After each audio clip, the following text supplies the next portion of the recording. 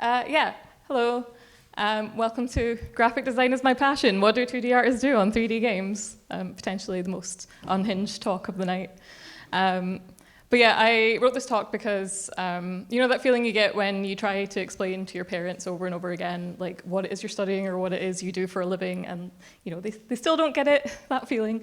Well, just imagine that feeling, but to people that work in the same company as you. So I thought I would write this talk to explain what it is we do. But first, a little bit about me. So I'm Ellen Elliott-Brown. I've been in the industry for roughly 10 years now. And currently, contrary to the title of this talk, I'm actually the senior UI artist at Red Rover Interactive. But we'll talk a little bit in a moment about the relationship between 2D and UI. But yeah, here's some of the companies I've worked for and some of the games I've worked on. So my first ever game credit was on a game called Everybody's Gone to the Rapture by the Chinese Room, where I'm credited as a student of the University of Abertay. And that was because the Chinese Room needed some help making 2D graphic design elements for their game. So they worked with UK universities to acquire some students to make those graphic design assets. And I made 3 whole book covers for the game, and it was really exciting. And yeah, when the game came out, I was working as a pixel artist at Team 17 at the time, and I just remember seeing my work in 3D space. And I just fell in love with this concept of world building by getting 2D into 3D. I was like, wow, that's cool, so cool. And that's kind of what led me to pursue my career at Rockstar North, where I was for roughly 6 years, where I worked on, I was a little special snowflake. I got to work on both the UI and the 2D of a bunch of their titles, including GTA 6, don't tell anyone. But that's the main project I worked on while I was there. It wasn't just Red Dead and GTA Online Fergus, I'll have you know. So yeah, today we're going to talk about what do 2D artists do on 3D games, obviously. And then we're going to take you through a brief history of graphic design in games. Then we're going to talk about how we create good graphic design for our game worlds. And then I'm going to convince you why your game world needs a graphic designer. So first, I thought I would start with, pretend you've not seen this yet, some audience interaction, everyone's favorite. So can anyone tell me what game this brand is from? Yeah, easy. And does anyone know what this is from? Yeah, it's the clothing decal on D.Va's outfit in Overwatch. And does anyone know where this graffiti is from? Yeah, Dead Space. Yeah, it's the instructional graffiti in Dead Space. So let's answer the question right off the bat. In case you haven't already guessed, 2D artists on 3D games create all the graphic design and sometimes illustration. In an ideal world, they are responsible for every element of the game that requires, a graphic design or illustration element. So here's the list, but lists are boring, so I thought I would take you through some examples because pictures are more fun than words. So yeah, 2D artists create all the in-game, all the in-game brands in the world. So Sprunk and E. Cola are 2 big brands from the GTA universe. Alan Wake 2 is another great example of a game that has lots of cool branding in it. So, Alan Wake himself is a brand. The game's logo had to be designed as if it was the author's name on a book. We've got Mr. Door, in between with Mr. Door, the talk show brand. You can see in the top right image there as well, he's got a coffee mug with the Oh Dear Diner branding on it. And this Night Springs poster here is really interesting to me because, Night Springs is their universe's version of the Twilight Zone. So to all the game characters, this poster that you see around is advertising, the next season of Night Springs. But to the player themselves, Night Springs was the name of their DLC, Remedy's DLC that was coming out for Alan Wake. So to the player, that Night Springs poster is advertising the DLC to us, which I just think was a really cool meta way to do it. 2D artists are also UI support. So in the compendium in RDR2, a 2D artist, all those photo play images you see in the game, a 2D artist edited those to make them look like old-timey photos. All the textures in the background of the UI, that was done by a 2D artist. A little fun fact about Red Dead, actually, is all those inky textures, that's real ink that was painted and scanned in. The dust and stuff in the background, you can't really see on the screen, but there's dust and specks and stuff in all the menu screen backgrounds, and that's real dust like from our desks. Like the artist took like tape and like went around and like soaked it all up and scanned it in. And all the icons as well, that was done by an illustrator on the team. So I've worked at a few companies now, and basically this kind of stuff is what is done by a UI artist at other companies. So yeah, UI support. They also work with the character team to create kind of clothing decals, like we saw with Diva's decal at the start there. This image on the left here is from the portfolio of Faye Kime of Dam Busters. Like, her portfolio is amazing. If you are interested in a career in 2D UI, look up her portfolio on ArtStation, because it's just like a perfect example of what 2D UI artists do. Because yeah, she's the principal 2D UI artist there, and yeah, she does all this cool stuff. But yeah, you can also work on like weapon skins, things like that. But yeah, like these little graphic design elements are just a really great way to kind of add more character to your characters and kind of tell the story of your world. And on the right here as well, we've got an example of some of the GTA 5 clothing brands and their alleged real-life counterparts. We can also make tattoos, so it's worth noting as well, this kind of more illustrative work, if your 2D team doesn't have a dedicated illustrator on it, it's probably going to get passed to the concept art team to do. But I just thought it was worth mentioning, because yeah, we did do this kind of stuff on the 2D team at Rockstar as well. So on the left here we've got Johnny's tattoos from Cyberpunk, and on the right here we've got one of my favourite tattoos in GTA Online. I didn't do it, I just really like it.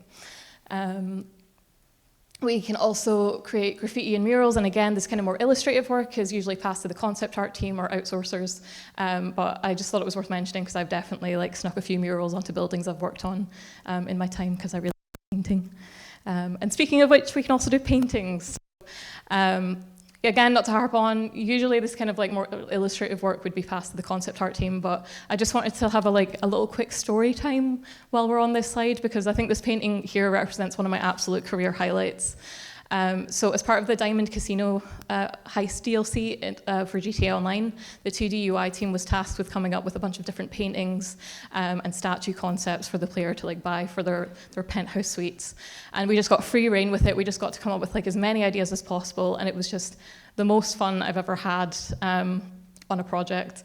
And when the DLC came out, our lead got the telemetry information for it to find out like which of our paintings sold the most, and like everyone got like a little prize. So I've got like a little printout of this in my house that my lead gave me. So yeah, I just thought that was a nice little story that I would just indulge in telling. And yeah, we also make all the adverts and the billboards you see in game. I absolutely love this shot of Times Square in Spider-Man. Like, I could look at it for ages, because you can just look at all these adverts and you know immediately like what reference was used. Like, we've got Frosted Halos there that's using the same color scheme as Dunkin' Donuts. We've got that Kate and Kevin poster there that's like using like the same format that every rom-com poster seems to use. We've got First and Last Day in the bottom left corner there, which is clearly their universe's version of Fast and Furious. Like, they've just done such a good job with their like references and their research. Like, oh, I love all the 2D in Spider-Man. It's so good. And that's because signage is the bread and butter of the 2D team, and that includes all the kind of more boring signs that you wouldn't really think about it, like all these like directional signs, like CCTV signs. I actually really enjoy making that kind of like boring signage. I think it really helps like build up the world that you're creating. In the top right here, we've got some of the kind of shop brands done by a company called Secret Six. So Secret Six are a co-dev studio who do a ton of 2D signage work for a bunch of AAA companies. They worked on Cyberpunk, they also worked on The Last of Us. I found as well that a lot of the time 2D is often like outsourced to co-dev studios, and I think that's just because everyone always forgets about 2D. No one ever has a 2D team unless you're Rockstar or Dam Busters. Like, is quite common. So, but yeah, like Secret Six absolutely smash it. So you can try.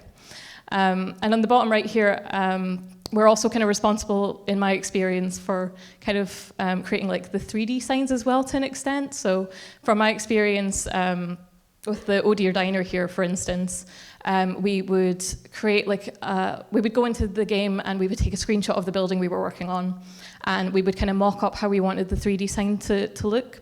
then we would go into Illustrator and create an SVG file for handing over to the 3D artists, and then they would like extrude it and like, you know, base design on our concept. So there's a little bit of concepting. You've got to have a basic knowledge of how 3D software works.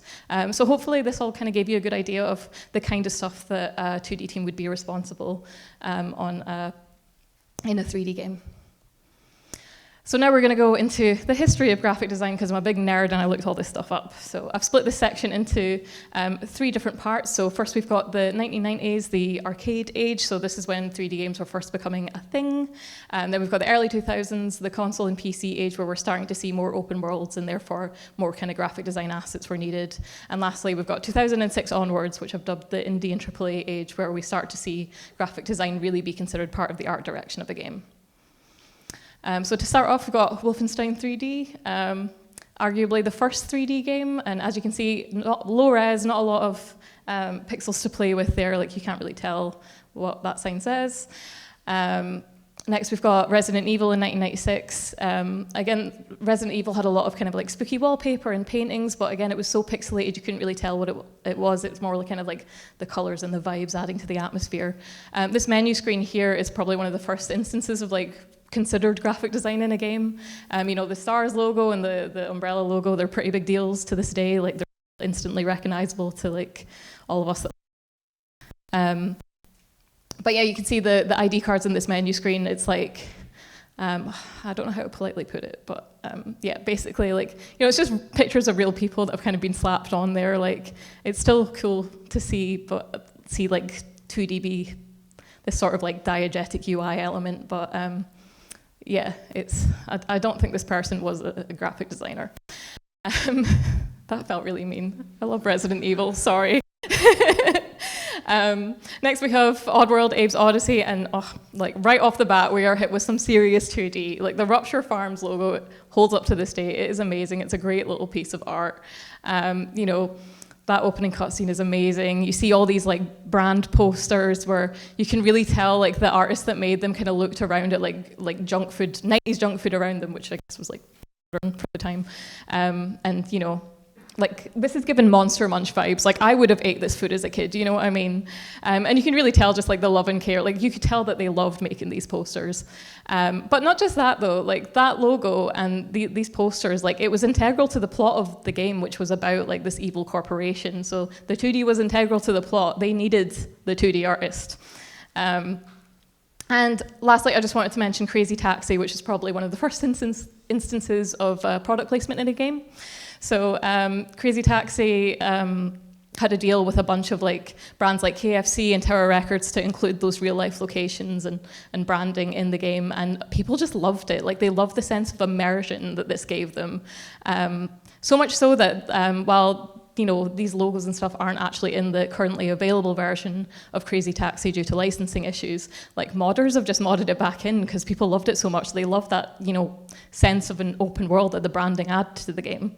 So with that in mind, we move on to the early 2000s, the greatest era. And here we start, you know, players are loving these open worlds, and GTA 3 comes out and sells millions. And here we really start to see graphic design be considered. Like you can tell the real life has been referenced. We're seeing the layering of assets to create these environments and like just really consider them. You know, we're seeing like a bunch of fake brands. And at the same time, we're getting games like Vampire the Masquerade Bloodlines, one of my favorite games of all time. I'm really excited for Bloodlines 2 next month. Sorry, I'll stop going off on tangents.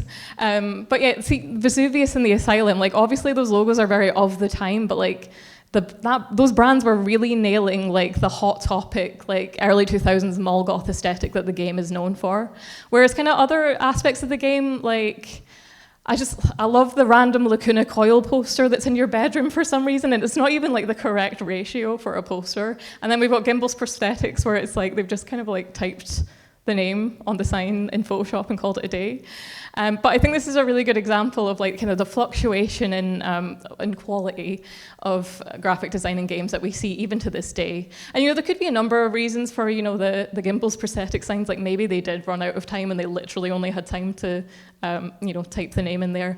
But back in these days, we didn't even have dedicated UI artists. Like, UI was just done by like whatever artist had scope for it at the time. So these posters were likely done by maybe like an environment artist or a concept artist that didn't necessarily have graphic design skills, but they were available.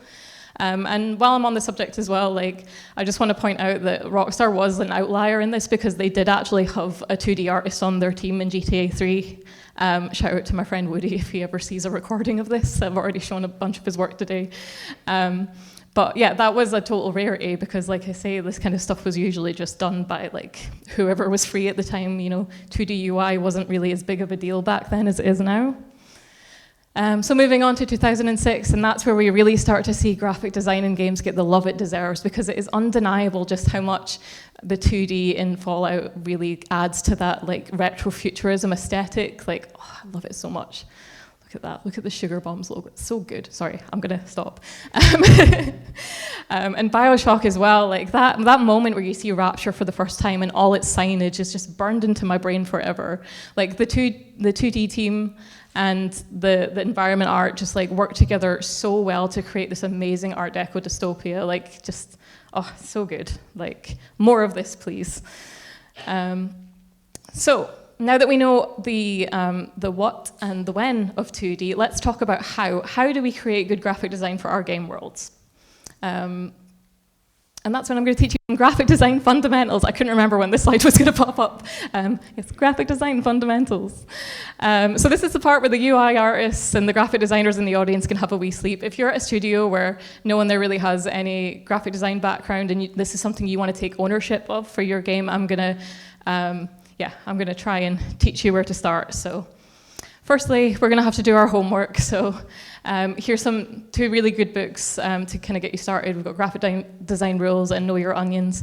Really, the only way to get good at any art form is to just make a ton of bad art until one day it's like okay or even good. Like, I'm still only in the okay stage myself, so like don't stress about it too much.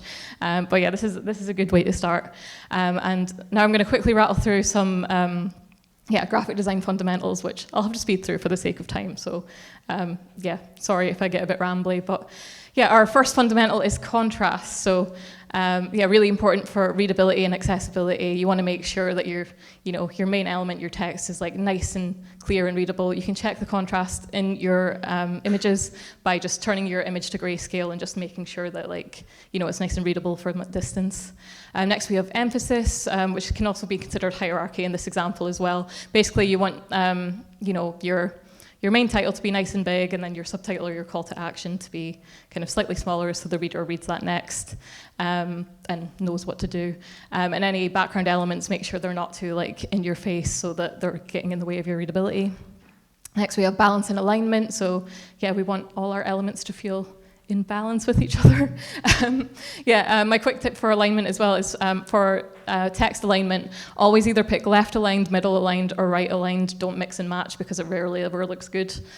Repetition, having a nice pattern in the background is a nice way to kind of jazz up your image. But also keep in mind that if any of your elements are too similar, people will notice because humans love patterns and we can tell. So something to bear in mind. Next we have proportion. So you want all your elements to feel in proportion with each other. So these circles are all different sizes, but they still feel proportionate to each other. And why is that? It's because of the golden circles. So basically, for mathematical reasons, I don't understand. These are the proportions we like to see. So if anything in your design kind of feels a bit wonky, try and check them against these kind of proportions, and hopefully that'll help. Next we've got movement, which is also kind of similar to hierarchy. You can see your eye automatically moves from the big circle to the small circle. Here we read from left to right, so that also helps in this case as well, but hopefully you see my point. Next I wanted to mention the Fibonacci spiral for the same reason. So this is how our eyes like to look across an image, so keep that in mind when you're thinking about movement. Basically, you want something interesting to be at the end of that spiral there. Again, for mathematical reasons, I don't understand. This is what our eyes do, apparently. Similarly, you can check your work against the rule of thirds. You've probably heard of this. This is really common in photography. Basically, you want something interesting to be in all these intersections. So you see how the Fibonacci spiral ends tens kind of in the bottom right box of the rule of thirds, that kind of thing. Sorry for going really fast. I hope this makes sense. It's a bit rambling. You can basically just Google graphic design fundamentals and the internet will explain this better than me. But yeah, next we have white space. So this is a technique, or negative space. And this is a technique that a lot of luxury fashion brands use because it creates this sense of luxury. It's like letting your kind of image or your logo breathe, basically, by having lots of space around it. And lastly, if we're going back to primary school, you want to learn your color theory. So basically, this is the color wheel. Colors opposite each other are complementary. Colors beside each other are, I can't say this word, analogous, I think. But yeah, basically, they're nice and harmonious and create a nice, pleasing color palette. But yeah, split complementary is where it's at, where you have two harmonious colors and then a complementary one from the opposite. And again, the internet will explain this better. I'm going to move on because I'm losing myself as well right now. So, but yeah, now that we have learned our graphic design fundamentals, we are going to throw them out the window because we are not graphic designers. We are video game graphic designers, okay? Because sometimes bad graphic design in real life is good graphic design for games. And what do I mean by that? Well, oh, I went the wrong way, sorry. If you're working on a game that's based on real life, say a game that's about stealing cars, for instance, set in Miami, I don't know. Not every piece of signage is going to be the most beautiful piece of graphic design you've ever seen. Some signs in real life are just made by some guy's uncle who discovered word art and now thinks they're an artist. You got to think like that. I've literally used word art as part of my job before, and see now all those title screens are making sense, right? But yeah, look at this. It's beautiful. I love it. This is the kind of stuff you have to think about. And ironically, it's it's quite difficult actually to make this kind of low tier kind of signage. Like in the top right here, if you're making like a sleazy looking kebab shop, look at the food there that's all like sun bleached, it's kind of pink. Like how do we recreate that in Photoshop? What filters are we going to use to kind of make it look as terrible as possible? And the bottom left here, I want to visit the Clown Motel so bad. Look at that, it's so haunted. But yeah, how do we recreate like the imperfections of like hand painting a sign like that? Another fun fact about Red Dead and other Rockstar games, all the hand-painted signs are actually hand-painted on a light box and then scanned in. So that's how that's done. And yeah, like top left, Papa Jaffe's, like there's just so much going on there. Look at all those fonts. Oh my God. Like there's so much to think about with this kind of stuff. It's actually weirdly hard to get good at making bad graphic design. So this is an example of some good bad graphic design in a video game. So this is from Alan Wake 2. And this is like a little poster you find in the cafe. So in real life, this kind of poster would have been made by someone with no graphic design experience, right? And whoever made this did such a good job because we've got 4 different kinds of fonts here. So for those not in the know, you basically want to stick to 2 fonts, 3 at a push, never 4. We've got that rainbow gradient on the Happy Harvest signage and the way it looks like word art. It's very good. We've got 2 different art styles here going on with the illustrations. We've got like that realistic looking deer and then the kind of more graphic party horn to kind of suggest that they've just been pulling images off the internet for their poster. Oh, magnificent, love it. They've just done such a good job. This is a really great example of graphic design for games. Just love it. And yeah, this is something you got to think about when you're making your signs. Like if you're working on a shop, is this a low or high tier building? And yeah, ironically, the high tier stuff is usually so much easier to make because you can see here Chanel is using that sense of negative space around their logo. You've just got to pick a nice sans serif font and make sure the spacing between the words is just nice and tight, nice and spaced out. And yeah, there you go. Whereas fashion conscious, what's happening here? Look at all the stuff in the window. You've got to make so much more for this kind of thing. So that's something you've got to consider when you're making that. But that's the beauty of being a graphic designer for games, right? We're not aiming to be the best. We're aiming for realism. We are here to help immerse the player into the world. And that's your primary job as a 2D artist when you're making this kind of stuff. And I just think that's really cool. Yeah, anyway. So if bad graphic design is good graphic design in games, what's an example of actually bad graphic design in games? So are we still following? Because I am lost.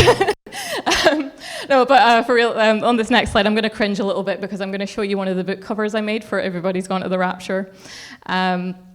So for context, this game is 10 years old, and I was only just getting into graphic design, and I really wanted to impress the Chinese room by getting something to them as fast as possible, so I just made what I thought was like a cool book cover and called it a day. So I consider it to be bad graphic design for games, and yeah, I'll explain why. So on the left is my textbook on chaos theory, and yeah, I don't think I did a good job of it because I didn't do my research, which is one of the most important steps when you're, designing something for games. So this is something I kind of looked at again recently and kind of thought, like, what would I do differently now? And obviously the first step is I would actually do my research. So in the middle there, you can see my reference. I found like one of the more popular books on chaos theory from the 80s. Apparently, I don't know, I'm an artist, I don't do science. And yeah, you can see that I've kind of used the same color palette. I've also used like an image of a butterfly instead of like doing this like nice hand-painted illustration because I couldn't see any examples of that from like 80s textbooks. And kind of looking at this again, I think I would have like added like a threshold effect to it in Photoshop because you can kind of see that they've got that going on in the reference. But anyway, I'm going off on a tangent again, so I will stop that. You can see I've stretched the text on chaos theory as well because apparently we were not caring about stretching text in the 80s. And in the background as well, I've added this little like pattern. So that's like a pattern that represents chaos theory in the actual game. Like you see that a lot in the VFX. And that's something you can think about as well when you're working on a narrative game. You can add in those little like pieces of foreshadowing, which is just like a really fun little Easter egg for players. Like when they know, you know what I mean? So yeah, basically to sum up, don't be like baby Ellen, make sure you do your research and your work will be so much better for it.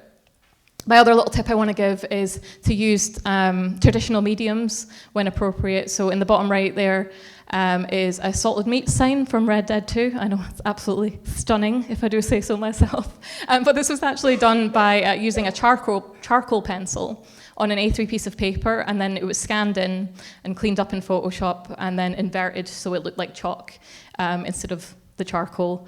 Something I considered was like, we had a big chalkboard at the time, and something I considered was like doing it on the chalkboard and taking a picture, but then it's really hard to get rid of that kind of chalky background. And you want to consider like, the needs of your 3D artist as well. Like if I'd done that, she wouldn't have been able to like separate the background and do any like cool like PBR material stuff that I don't understand. So that's something as well when you're like making your assets, like consider who you're, oh God, I can hear a timer go off. I'll try and be faster. Yeah, you got to consider the needs of whoever you're handing over your work to as well, so keep that in mind. In the top right there, that's some of the graffiti from Left 4 Dead. So this is rumored to have been done by like having the devs come over and like kind of role play what they thought people would like graffiti on walls in the event of a zombie apocalypse, and it turned out really funny and they really liked it, so they put it in the game. And on the left here, we've got Ellie's notebook from The Last of Us 2. So you can see that we've got some lovely like actual handwriting there and like sketch drawings. One of my biggest pet peeves in graphic design for games is handwriting fonts because they just look so gamey and fake. You can immediately tell it's a font. So maybe I'm just being pedantic, but like don't do that. Just like get out your pens and pencils and scan it in. It's fine. It's yeah, just it looks cool. Anyway, next slide. Oh yeah, and speaking of fonts, da font, more like disgusting. But the main point I actually wanted to make with this slide is free fonts are not free. You need to make sure you've got a software license even for 2D textures. So always check your fonts or you could get into trouble. Like don't let any of those Adobe fonts sneak in there or Adobe will come for you. So that's something to keep in mind. Something to keep in mind as well is when you're naming your shop signs and stuff, make sure there's not like a real life version of that shop as well, because you're also leaving yourself open to legal disputes. AAA companies, you actually have to get this all checked by like an actual team of lawyers before it can go in the game, and it's a massive bottleneck. But anyway, we're not. Yeah, next slide. Also, future-proof your designs. Bigger is better. Have all your working files like as big as possible. I used to always like have them 4096 by 4096. Obviously, I didn't like put them in the game at that size, but it just means if you're ever like redoing old games and you need to up-res them, like you won't be stuck. Also, smart objects are your friends. Keep working files editable. Like, don't merge your layers because again, if legal come back and you've got to change a shop name and you've like bake that texture into the background, you're stuck and you've got to redo the work again. I've definitely been caught out by that accidentally before. Keep files organized and stick to naming conventions. I think that's just good advice for all disciplines here. And also you can develop a library of reusable assets. So those boring signs like the CCTV signs and like bits of graffiti, open and close signs, you can like spend some time just making a big library of that stuff, and then you can reuse it on multiple buildings, and it just speeds up your workflow. So that's something I recommend doing. And lastly, I just want to say, have fun. Add Easter eggs into the game, name shops after your friends. So this is one of the paintings that was in the Diamond Casino heist DLC. Anyway, forgot the name for a second. And yeah, so I was a QA tester on GTA Online for like a year and a half, and one of the things that me and my friend used to do was we would like dress up all fancy and put on Cthulhu masks and just go about our general testing for no reason. It just made us laugh. And this is one of the paintings that went into the DLC. Who did it? We just don't know. But I do think it really comes across when someone loves what they're doing. Like those posters in Oddworld, like I just love them so much because you can tell that all the love and the care that went into them. So yeah, making games is meant to be oh my God, I've ruined the line. That was a really good line. Making games is meant to be fun, so we should have fun while we're doing it. So yeah, how to make good graphic design for our game worlds. Know your graphic design fundamentals and when to ignore them. Research is key. Use traditional mediums when appropriate. Check your font licenses. I'm being serious. And future-proof your designs and have fun. So why do we need 2D artists for 3D games? This is where I convince you need a graphic designer for your game and you should hire me. So we create, oh God, that was really loud, sorry. Your 2D artist can create marketing opportunities. So all of Helldivers marketing is centered around the Super Earth brand. It's like their entire brand voice, everything is based around this logo, and they had a really successful marketing campaign. So we can create marketing opportunities for you. Brands in the game automatically just become merch designs. Like there's also a thing now where like actual fashion brands will collaborate with games, like with the Dead Island 2 there. So yeah, something to consider, free merch. We can also enhance your art direction. So it doesn't just have to be for like games that are based on real life. So Ollie Moss is one of my favorite graphic designers of all time, and he was the 2D artist on Firewatch, which is, in my opinion, one of the most aesthetically pleasing games of all time. And you can really see how his like style and color palette works so well with the game world to create this really like cohesive, beautiful experience. And note as well how the same fonts in the posters and like all the other graphic design elements are used in the UI as well to create that beautiful, cohesive feel. And lastly, we can create cool gameplay and lore. So again, I've put the graffiti from Left 4 Dead in because like it just felt a great reward when you got to the safe room. It was really funny, so it's a little reward there. In the bottom right, we've got the GTA Chiliad mystery, which like people still like make conspiracy theories about to this day. And on the left, we've got the shadow marks from Skyrim. So the shadow marks in Skyrim work the same way as like hobo marks. So in the Great Depression, most people developed a system of symbols where like if someone nice lived in a house that might give you money, they would chalk a nice like icon next to their house to tell other homeless people that you might get money from them. And if a dangerous person that like might harm them lived in a different house, like they would get a different symbol. So the shadow marks work in the same way for the Thieves Guild, which creates this great layer of kind of like passive gameplay. And it's all just from these like little icons that are like textured into the game. And lastly, I just wanted to end the talk on this image. So the artists undeniably create immersive worlds. Like look at this one image from Cyberpunk and look at all the different 2D elements in this one shot. Like we've got the beer bottle, the open sign, like all the trash on the floor, that all needed branding. We've got all the like clothing logos there. There's like shop signs in the background, all the neon signs, all the posters in the top left. Just undeniable how much 2D will help create immersion in your game. So I just wanted to finish with that. So why do we need 2D artists on 3D games? We help create marketing and merch opportunities, we enhance art direction, we help create cool gameplay and lore, and we help create immersive worlds. To sum up, on 3D games, 2D artists are responsible for the creation of all textures requiring graphic design or illustration elements. As game resolution increased, graphic design in games became increasingly more appreciated and necessary. Unlike real-life graphic designers, 2D artists sometimes have to create purposely bad graphic design in order for a 3D environment to feel realistic. And lastly, having graphic designers on your team will benefit the game on multiple levels. They help world building by making game worlds feel more immersive and realistic, enhance art direction, and provide more opportunities for in real life branding and marketing. That's done. I'm so sorry that was so long. But thank you so much for listening and having me.